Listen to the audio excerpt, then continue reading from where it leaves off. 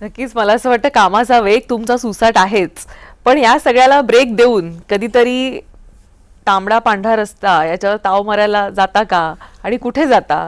फावल्या वेळामध्ये रंकाळा जिल्ह्याची सफर होते का? अंबाबाईची सफर होते का? मी खरं म्हणजे अंबाबाईचा आमच्यावर आशीर्वाद आहेच, पण मला अंबाबाईच्या बाबतीमध्ये असं आहे की आमचं कामामध्ये आम्ही एवढं बिझी राहतो, नेते आले की आम्ही अंबाबाईला जरूर जातो त्यावेळी चुकत नाही. पण इतर वेळी देखील पाडवा असेल, दिवाळी असेल, वाढदिवसाला असेल, अंबाबाईचं दर्शन आम्ही घेत असतो.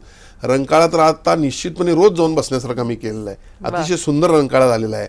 अनेक गडकोट किल्ले कोल्हापुरात आहेत. मी कालच गगनबावड्याला होतो, गेल्या काही दिवसामध्ये पूर्वी पन्हाळ्याला होतो. हे जाणं होतंय आणि पांढरा तांबडा ही कोल्हापूरची खासियत आहे, आपल्याला माहीत आहे. मी खरं म्हणजे आज या ठिकाणी यायच्या अगोदर मला आपल्याच एका प्रतिनिधीची आठवण आली, ज्यांची आई कोल्हापूरचे आमचे अमर पाटील आपले जय महाराष्ट्राचे प्रतिनिधी आहेत, ज्यांची आई ही एवढी सुंदर पांढरा आणि तांबडा रस्ता करतात. मला नेहमी बोलत असते, मला लहान भावासारखाच आहे अमर, आपला कोल्हापुरातला प्रतिनिधी.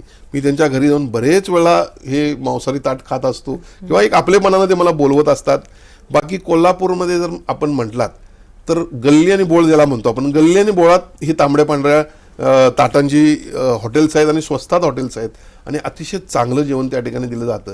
आणि त्यामुळे कोल्हापुरात आम्ही जरी विचार केला की माझा मित्र इकडून यायला लागला नाही, यासाठी वेगळं काय करूया, तर तो पहिला सांगत असतो मला तांबडा पांढरा पाहिजे.